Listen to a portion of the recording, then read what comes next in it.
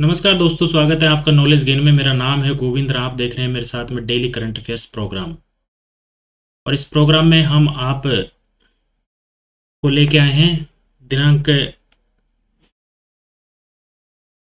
7 अगस्त 2026 तक जो भी एग्जाम ओरिएंटेड क्वेश्चन बने हैं न्यूज़पेपर में, उन सबको हम यहाँ पर डिस्कस करेंगे।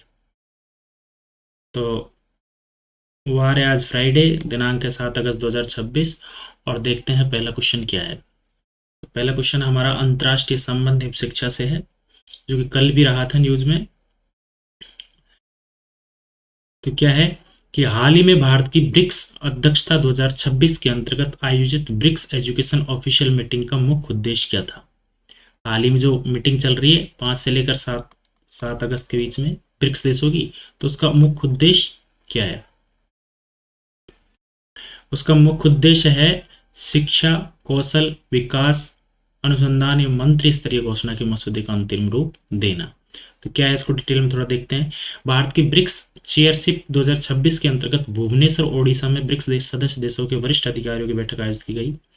इस बैठक में 13वीं ब्रिक्स एजुकेशन मिनिस्टर्स मीटिंग से पहले शिक्षा सहयोग, कौशल विकास, अनुसंधान, डिजिटल शिक्षा, नवाचार तथा मिनिस्ट्रियल डिक्लेरेशन के मसौदे पर विचार विमर्श किया गया। ये बैठक सदस्य देशों के बीच शिक्षा क्षेत्र में दीर्घकालिक सहयोग को मजबूत करने की दिशा में महत्वपूर्ण कदम है। अच्छा, इससे रिलेटेड महत्वपूर्ण स्टैटिक फैक्ट्स क्या हो सकते हैं। तो ब्रिक्स के वर्तमान जो सदस्य हैं वो वो निम्न प्रकार हैं।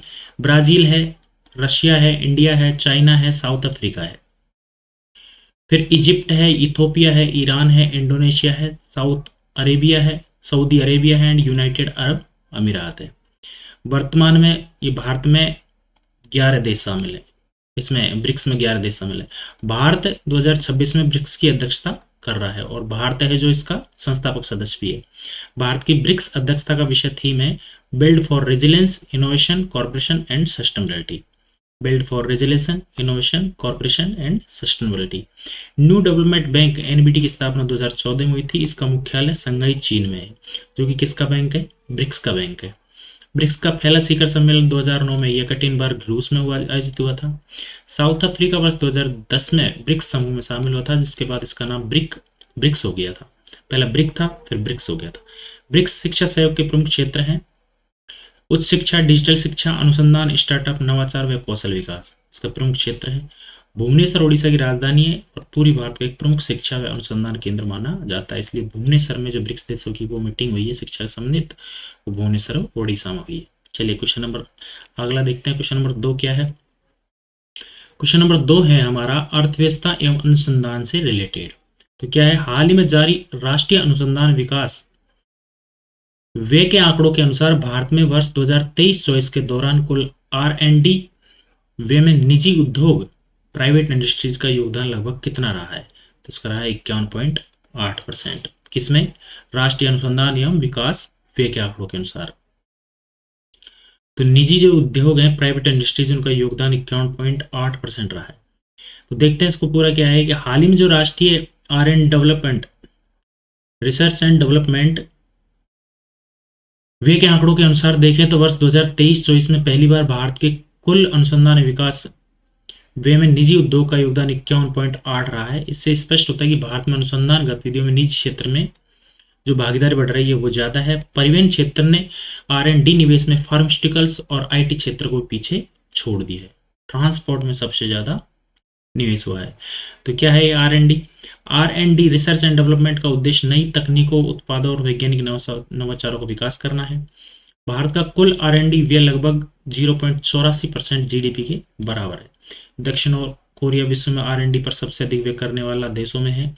उसका R&D रिसर्च एंड डेवलपमेंट व्यय लगभग 4.94% है और भारत कितना कर रहा है, मात्र 0.84% रिसर्च एंड डेवलपमेंट पे। और सबसे ज्यादा कौन कर रहा है, दक्षिण कोरिया 4.94। चीन का रिसर्च एंड डेवलपमेंट व्यय लगभग 2.58% है। अमेरिका का 3.45 है GDP का। तो चीन का 3.58, अमेरिका का 2.58 और अमेरिका का 3.45। भारत में रिसर्च एंड डेवलपमेंट से संबंधित संस्थाओं में DST, department of science and technology, CSIR, DRDO, ISRO, ICMR और DBT शामिल है। GERD ये क्या है? Gross expenditure and research and development, किसी देश की कुल R&D व्यय का प्रमुख सूचकांक है। ग्रेड, भारत में नेशनल रिसर्च फाउंडेशन NRF का उद्देश्य विश्वविद्यालय एवं अनुसंधान संस्थाओं में शोध को बढ़ावा देना है। अनुसंधान एवं नवाचार को बढ़ावा देना विकसित भारत 2047 के प्रमुख लक्ष्यों में शामिल है। तो विकसित भारत 2047 का जो लक्ष्य ले रखा है उसमें अनुसंधान एवं नवाचार को बढ़ावा देना शामिल है। तो इम्पोर्टेंट चीज तो ये है कि हमारा जो इंडिया है वो रिसर्च एंड डेवलपमेंट में मात्र 0.84% ही खर्च करता है, जबकि जो अधिकांश टेक्नोलॉजी वाले देश हैं जैसे अमेरिका है तो 3.45 कर रहा है, चीन है जो 2.2% के करीब कर रहा है, 2.58, और सबसे ज्यादा कर रहा है वो दक्षिण कोरिया 4.94%, तो बहुत बहुत कम कर रहा है। चलिए क्वेश्चन नंबर अगला देखते हैं। क्वेश्चन नंबर 3 क्या है? क्वेश्चन नंबर 3 है हमारा प्रौद्योगिकी एवं सेमीकंडक्टर से रिलेटेड। तो क्या है देखते हैं। हाल ही में चर्चा में रहा इंडिया सेमीकंडक्टर मिशन ISM 2.0 का प्रमुख उद्देश्य क्या है? तो इसका सही उद्देश्य है भारत में सेमीकंडक्टर डिजाइन निर्माण उपकरण में आपूर्ति श्रृंखला को विकसित करना। क्या है? भारत में सेमीकंडक्टर डिजाइन निर्माण उपकरण में आपूर्ति श्रृंखला को विकसित करना। तो क्या है देखते हैं कि हाल ही के सरकारी दस्तावेजों और तकनीकी पहलों में इंडियन सेमीकंडक्टर मिशन ISM 2.0 प्रमुख चर्चा का विषय रहा है। इसका उद्देश्य भारत में चिप डिजाइन, सेमीकंडक्टर निर्माण, फैब्रिकेशन, पैकेजिंग, परीक्षण, टेस्टिंग, आवश्यक उपकरण व कच्चे माल के उत्पादन को बढ़ावा देना है, ताकि भारत वैश्विक सेमीकंडक्टर मूल्य श्रृंखला ग्लोब वैल्यू चेन में अपनी भूमिका मजबूत कर सके और आयात पर निर्भरता कम कर सके। सेमिकॉन स्टेटिक्स से रिलेटेड क्या हो सकती है? तो सेमिकॉन इंडिया प्रोग्राम की शुरुआत दिसंबर 2021 में हुई थी। 76,000 करोड़ के परिव्यय के साथ की गई थी दिसंबर 2021 में।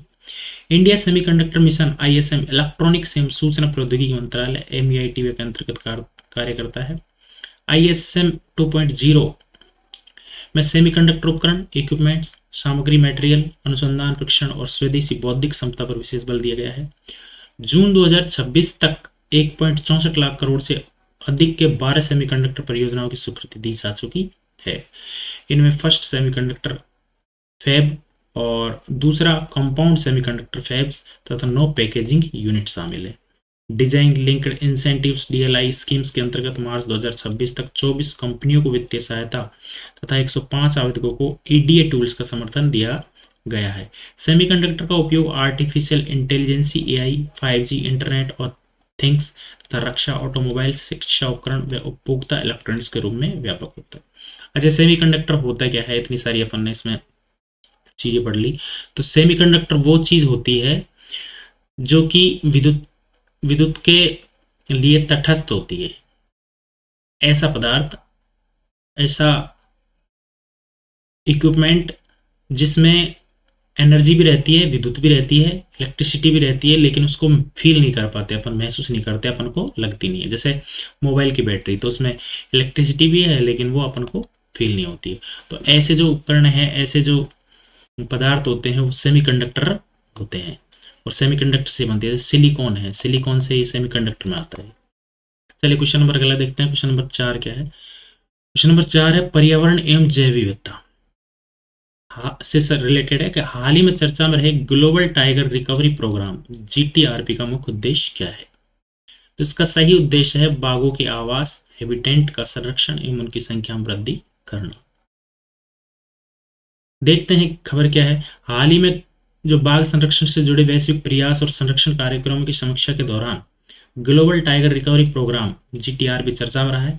इसका उद्देश्य जंगली बाघों की संख्या बढ़ाना, उनके प्राकृतिक आवास का संरक्षण करना, अवैध शिकार पर रोक लगाना, बाघों के लिए सुरक्षित कॉरिडोर विकसित करना।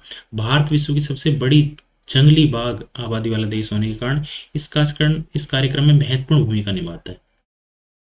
तो ये इसका उद्देश्य है मेन, तो कि बाघों की जो हैबिटेट है, निवास स्थान है, उनका संरक्षण करना और उनकी संख्या में वृद्धि करना। ये पर्यावरण जैव विविधता से जुड़ा जो ग्लोबल टाइगर रिकवरी प्रोग्राम है उसका मेन उद्देश्य है। अच्छा, कुछ फैक्ट्स हैं इससे रिलेटेड। तो ग्लोबल टाइगर रिकवरी प्रोग्राम, इसकी शुरुआत 2010 में हुई थी सेंट पीटर्सबर्ग टाइगर समिट रूस के दौरान। सेंट पीटर्सबर्ग टाइगर समिट रूस में हुई थी 2010 में। इस कार्यक्रम में 13 टाइगर रेंज कंट्रीज TRC शामिल है। भारत में प्रोजेक्ट टाइगर की शुरुआत 1973 में हुई, जो भारत में चल रहा है वो प्रोजेक्ट टाइगर है, जिसकी शुरुआत 1973 में हुई थी। National tiger convention authority NTC की स्थापना 2005 में की गई। यह पर्यावरण, वन एवं जलवायु परिवर्तन मंत्रालय MOEFCC के अधीन कार्य करती है। भारत में वर्तमान में 58 टाइगर रिजर्व हैं। कितने हैं? 58। भारत में वर्तमान में 58 टाइगर रिजर्व है। Tiger reserve. भारत विश्व के लगभग 75% जंगली बाघों का आवास है, और भारत में बाघों की गणना प्रत्येक 4 वर्ष में ऑल इंडिया टाइगर एस्टिमेशन के माध्यम से की जाती है। बाघ, जिसे बोलते हैं पथेरा टाइगर्स, भारत का राष्ट्रीय पशु है। तो ये नेशनल जो पेट है हमारा, वो भी क्या है? टाइगर है, बाघ। ये नेशनल। चलिए क्वेश्चन नंबर अगला देखते हैं। क्वेश्चन नंबर 5 क्या है? मौसम विज्ञान एवं कृषि से रिलेटेड है। तो क्या है क्वेश्चन कि हाल ही में जो भारत मौसम विज्ञान विभाग है IMD के द्वारा जारी पूर्व अनुमान के अनुसार अगस्त 2026 में वर्षा सामान्य से कम रहने का प्रमुख कारण क्या बताया जा रहा है? अगस्त ही क्या, पूरा जो इस मानसून सीजन है वही, उसी में एक ही कारण है, और वो कारण है मध्यम एल नीनो की स्थिति। मध्यम एल नीनो की स्थिति आंसर है। और ये एल नीनो क्या है, अपने कल भी देखा था। फिर देखते हैं कि इसको हाल ही के जो मौसम पूर्वानुमान में भारत मौसम विज्ञान विभाग IMD, जिसकी स्थापना 1875 में हुई थी, अगस्त 2026 में सामान्य से कम की संभावना व्यक्त की गई है। इसके पीछे प्रमुख कारण मध्यम एल नीनो की स्थिति को बताया गया है। अगस्त सितंबर में सामान्य से कम वर्षा होने से खरीफ फसलों, जलाशय और कृषि उत्पादन पर प्रभाव पड़ सकता है। IMD की स्थापना 1875 में हुई थी। IMD पृथ्वी विज्ञान मंत्रालय, मिनिस्ट्री ऑफ अर्थ साइंस के अधीन कार्य करता है। IMD का मुख्यालय भी नई दिल्ली में है। भारत की लगभग 70% वार्षिक वर्षा दक्षिण पश्चिम मानसून से प्राप्त होती है। दक्षिण पश्चिम मानसून प्राप्त होती है 70%। एल नीनो के दौरान मध्य व पूर्वी प्रशांत महासागर, सेंट्रल और वेस्ट ईस्टर्न पैसिफिक ओशन के सतही जल का तापमान सामान्य से अधिक होता है, इसलिए बारिश कम होती है। और लानिनो की इसकी विपरीत अवस्था है, जिसमें प्रशांत महासागर का सतही तापमान सामान्य से कम होता है। भारत में खरीफ की फसलों में धान, मक्का, सोयाबीन, कपास आदि की उत्पादकता मानसून वर्षा पर अत्यधिक निर्भर करती है। मानसून का दीर्घकालिक औसत, लॉन्ग टर्म पीरियड, जो एवरेज होता है, वो भारत में वर्षा के आकलन का प्रमुख मानक माना जाता है। चलिए हमारा 5वां क्वेश्चन है। अगला क्वेश्चन देखते हैं। क्वेश्चन नंबर 6 क्या है? क्वेश्चन नंबर 6 हमारा खेलों से रिलेटेड है। बहुत ही इंपॉर्टेंट क्वेश्चन है। इससे किसी न किसी एग्जाम में क्वेश्चन 100% आने की संभावना है। इससे, ये कॉमनवेल्थ गेम्स है। तो कॉमनवेल्थ गेम्स 2026 में भारत ने किस खेल में पहली बार पदक तालिका में शीर्ष स्थान प्राप्त किया है? तो मुक्केबाजी में जो मुक्केबाजी का खेल था, उसमें भारत ने शीर्ष स्थान प्राप्त किया। शीर्ष स्थान कैसे? कि कॉमनवेल्थ गेम्स 2026 के समापन के बाद भारत की मुक्केबाजी टीम विशेष चर्चा में रही, क्योंकि भारत ने 10 पदक, 7 स्वर्ण, जिनमें 3 रजत जीतकर पहली बार बॉक्सिंग में सभी देशों में शीर्ष स्थान प्राप्त किया। यह भारत का कॉमनवेल्थ गेम्स इतिहास में बॉक्सिंग का सर्वश्रेष्ठ प्रदर्शन रहा है। तो सबसे ज्यादा जो गोल्ड मेडल जीते वो बॉक्सिंग में ही जीते, 3 रजत जीते और 7 स्वर्ण, टोटल कितने हुए? 10 बॉक्सिंग में। और ये कहाँ हुए? 2026 कॉमनवेल्थ गेम्स का आयोजन ग्लासगो, स्कॉटलैंड में हुआ। प्रतियोगिता 23 जुलाई से 2 अगस्त 2026 तक आयोजित की गई। भारत ने कुल 39 पदक जीते, जिसमें 13 स्वर्ण थे, 17 रजत और 9 कांस्य पदक थे। 13 स्वर्ण, 17 रजत और 9 कांस्य पदक थे। पदक तालिका में भारत चौथे स्थान पर रहा। बॉक्सिंग में भारत ने 10 पदक जीते, जिसमें 7 स्वर्ण और 3 रजत थे। इसको जीत कर नया रिकॉर्ड बनाया। कॉमनवेल्थ गेम्स फेडरेशन GCF का नया नाम कॉमनवेल्थ स्पोर्ट है। 2030 कॉमनवेल्थ गेम्स की मेजबानी भारत करेगा। अहमदाबाद, गुजरात में इसका आयोजन होगा 2030 में, क्योंकि हर 4 साल बाद होते हैं। हर 4 साल में इनका आयोजन होता है कॉमनवेल्थ का। तो इंपॉर्टेंट हमारे लिए हो जाता है कि 39 जो भारत ने इसमें कुल टोटल पदक जीते, जिनमें से 13 स्वर्ण, 17 रजत और 9 कांस्य पदक है। चलिए क्वेश्चन नंबर अगला देखते हैं। क्वेश्चन नंबर 7 क्या है? क्वेश्चन नंबर 7 है हमारा भारतीय राज्य व्यवस्था एवं न्यायपालिका से, कि हाल ही में संसद द्वारा पारित सुप्रीम कोर्ट नंबर ऑफ जजेज अमेंडमेंट बिल 2026 का मुख्य उद्देश्य क्या है? तो इसका उद्देश्य है कि सर्वोच्च न्यायालय में जो न्यायाधीशों की संख्या है वो 34 से बढ़ाकर 38 कर दी, उसकी स्वीकृति दे दी। कितनी कर दी? 38, पहले थी 34। तो हाल ही में राज्यसभा ने सुप्रीम कोर्ट नंबर ऑफ जजेज अमेंडमेंट बिल 2026 को पारित कर दिया है। इस विधेयक के अनुसार भारत के मुख्य न्यायाधीश सीजेआई सहित सर्वोच्च न्यायालय के न्यायाधीशों की स्वीकृत संख्या 38 से बढ़ाकर 37 कर दी गई है। इसका उद्देश्य सर्वोच्च न्यायालय में लंबित मामलों को कम करना तथा न्यायिक कार्यकुशलता को बढ़ाना है। इससे रिलेटेड कुछ फैक्ट्स देख लेते हैं हम। अनुच्छेद 124 के अंतर्गत भारत में सर्वोच्च न्यायालय की स्थापना की गई। सर्वोच्च न्यायालय की जो स्थापना थी वो 28 जनवरी 1950 को ही 28 जनवरी 1950 को।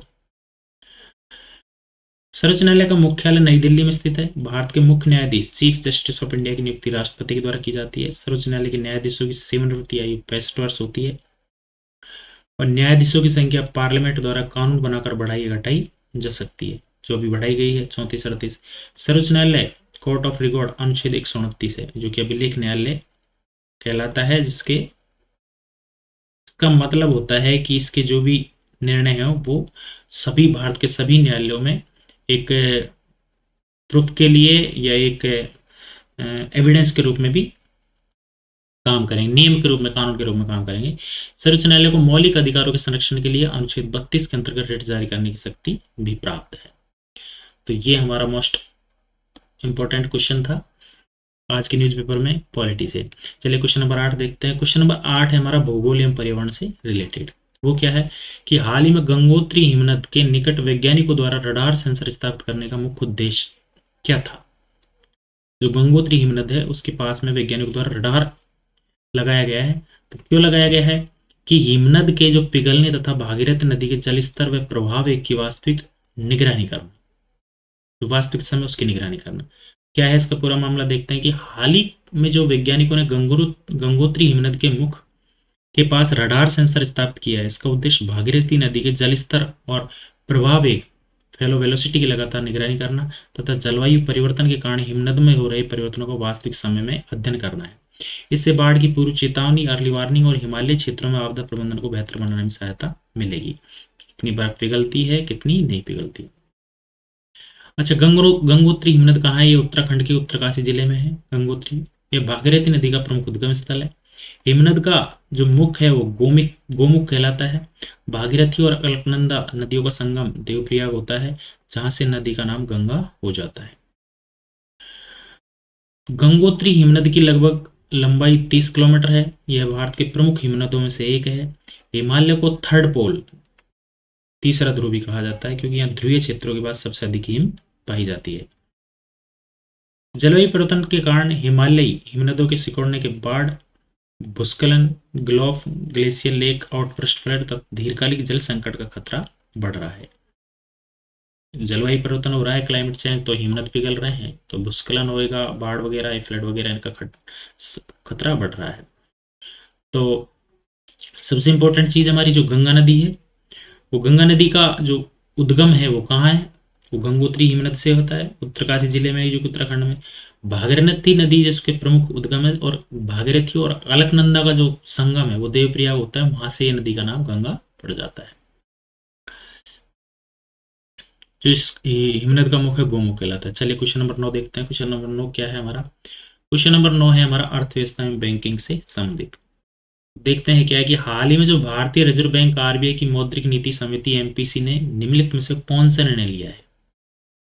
तो ये निर्णय लिया है कि जो रेपो रेट है वो 5.25 पर अपरिवर्तित रखा है, क्योंकि मौद्रिक नीति का रुख पॉलिसी स्टेट न्यूट्रल बनाए रखा है। मतलब रेपो दर जो क्या होती है वो 5.25 पर अपरिवर्तित है, उसको कोई परिवर्तन नहीं किया, चेंज नहीं की। अच्छा, रेपो दर क्या होती है? इसका हमने कल भी डिस्कस किया था। रेपो, रिवर्स रेपो और एसएलआर, सीआरआर, इसका हम कल डिस्कस किया था। तो रेपो रेट वो होती है जब आरबीआई अपने वाणिज्यिक बैंकों को जिस रेट पर पैसे देती है, कर्ज देती है, तो उस रेट को क्या कहते हैं? Repo rate. तो उसकी दर क्या है? 5.25%। 6 अगस्त 2026 को जो आरबीआई की मॉनेटरी पॉलिसी कमेटी ने लगातार चौथी बार रेपो रेट को 5.25% पर यथावत रखा है। साथ ही पॉलिसी स्टेंस को न्यूट्रल बनाए रखा। आरबीआई ने फाइनेंशियल ईयर 2026-27 के जीडीपी ग्रोथ फोरकास्ट को 6.7 किया। जीडीपी ग्रोथ फोरकास्ट तथा महंगाई इन्फ्लेशन के अनुमान को घटाया क्योंकि मूल्य दबाव अपेक्षाकृत नियंत्रित दिखाई दिए। तो आरबीआई की स्थापना कब हुई थी? इसको मैंने बहुत बार डिस्कस किया। 1 अप्रैल 1935 को reserve bank of India act 1934 के तहत की गई। आरबीआई का मुख्यालय मुंबई में है। वर्तमान में आरबीआई गवर्नर संजय मल्होत्रा हैं। मॉनेटरी पॉलिसी क्या होती है? इसमें 6 सदस्य होते हैं, जिसमें से 3 आरबीआई के होते हैं। एक तो आरबीआई का डिप्टी गवर्नर होता है, एक आरबीआई का मुख्य गवर्नर होता है, एक आरबीआई का और होता है कार्मिक। 3 केंद्र सरकार द्वारा नामित किए जाते हैं। एमपीसी की स्थापना आरबीआई एक्ट 1934 में 2016 के संशोधन के बाद हुई थी।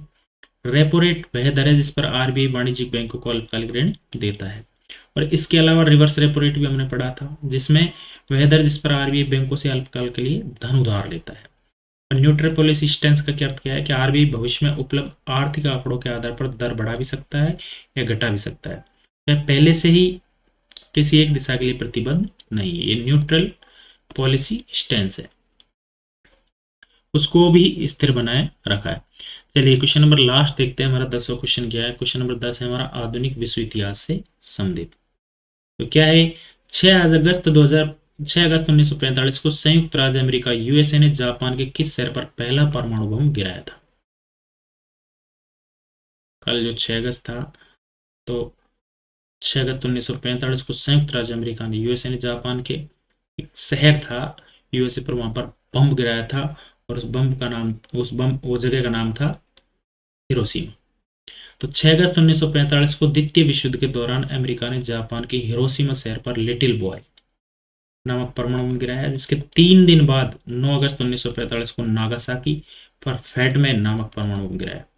लिटिल बॉय गिराया, फिर उसके बाद में फैटमैन, पहले छोटा फिर मोटा। इन घटनाओं के बाद जापान ने 15 अगस्त 1945 को आत्मसमर्पण कर दिया और 2 सितंबर 1945 को औपचारिक रूप से आत्मसमर्पण पत्र हस्ताक्षर कर दिए, जिससे द्वितीय विश्व युद्ध का अंत हो गया।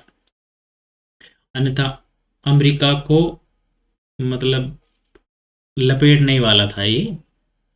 जापान युद्ध में बहुत आगे बढ़ रहा था, जीतने वाला था, लेकिन अमेरिका ने यूएसए ने इस पर परमाणु बम गिराकर इसकी रीढ़ की हड्डी को तोड़ दिया, कमर को तोड़ दिया और ये इसको आत्मसमर्पण के लिए मजबूर कर दिया। तो हिरोशिमा पर गिराए गए बम का नाम लिटिल बॉय था। नागासाकी पर गिराए गए बम का नाम फैटमैन था। द्वितीय विश्व युद्ध 1939 से लेकर 1945 तक चला। जापान ने 2 सितंबर 1945 को यूएसएस मसूरी युद्धपोत पर औपचारिक आत्मसमर्पण किया। संयुक्त राष्ट्र यूएन की स्थापना 24 अक्टूबर 1945 को द्वितीय विश्व युद्ध के बाद विश्व शांति बनाए रखने के उद्देश्य हुई थी। तो ये द्वितीय विश्व युद्ध चल रहा था, इसके बाद ही ये 24 अक्टूबर 1945 को यूएन की स्थापना की गई थी। हिरोशिमा जापान के होन्शु द्वीप पर स्थित है। परमाणु हथियारों के प्रसार को रोकने के लिए nuclear non proliferation treaty NPT पर 1958 में हस्ताक्षर हुई और 1970 में प्रभावी हुई। ये जो एनपीटी है ये परमाणु हथियारों को रोकने के लिए एक संधि है, जो कि 1968 में हस्ताक्षर किया गया, 1970 में इसको प्रभावी किया गया। तो ये थे आज के हमारे न्यूज़पेपर से निकाले गए 10 इंपॉर्टेंट क्वेश्चन, और आशा करता हूं कि आपको ये क्वेश्चन हमारे पसंद आए होंगे और आपके लिए आने वाले एग्जाम में बहुत ही लाभदायक होंगे। तो आपको ये हमारी वीडियो पसंद आई हो तो इसको लाइक, शेयर और सब्सक्राइब करना ना भूलिएगा। फिर मिलते हैं एक अगली वीडियो में। तब तक के लिए आप स्वस्थ रहिए, मस्त रहिए, हंसते रहिए, पढ़ते रहिए। Thank you so much. धन्यवाद। जय हिंद।